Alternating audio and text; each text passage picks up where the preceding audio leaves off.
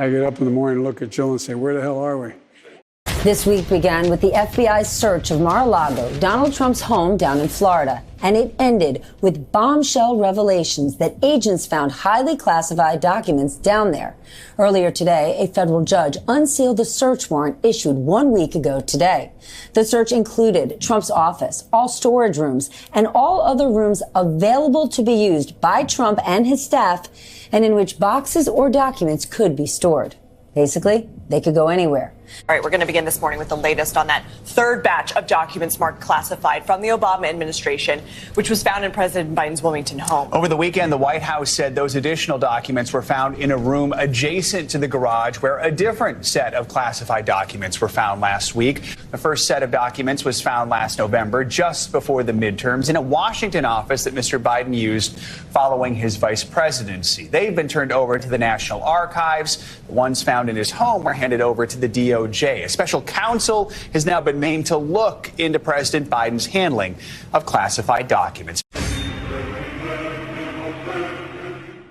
Good evening and welcome. After a parade of witnesses and two grand juries, the government tonight is showing its hand in its classified document case against former President Donald Trump, unsealing a 37-count indictment alleging that after leaving the White House, Mr. Trump illegally possessed classified government materials at his Mar-a-Lago home. Oh boy. What about Joe? President Joe Biden willfully retained classified information, according to a scathing report from special counsel Robert Hur, but the president will not face criminal charges. What? The president will not face criminal charges. Well, I'll be damned. The report says prosecutors would not be able to prove, they don't think, that Biden intended to break the law.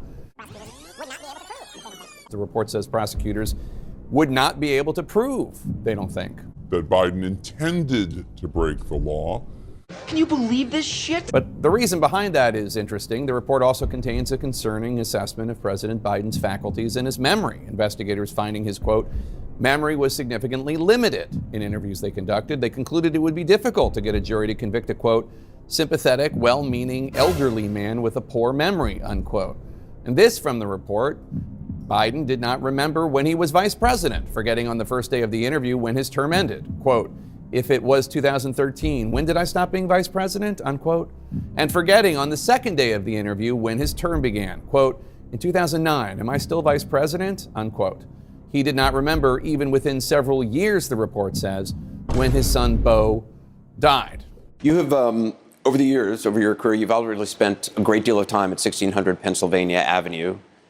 Except now you're living there and you're president. It's been 4 weeks. What's it like? How's it different? I get up in the morning and look at Jill and say, where the hell are we? Oh, finally, it all makes sense.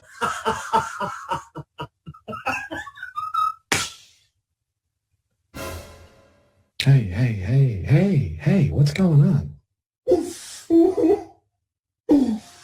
Nothing.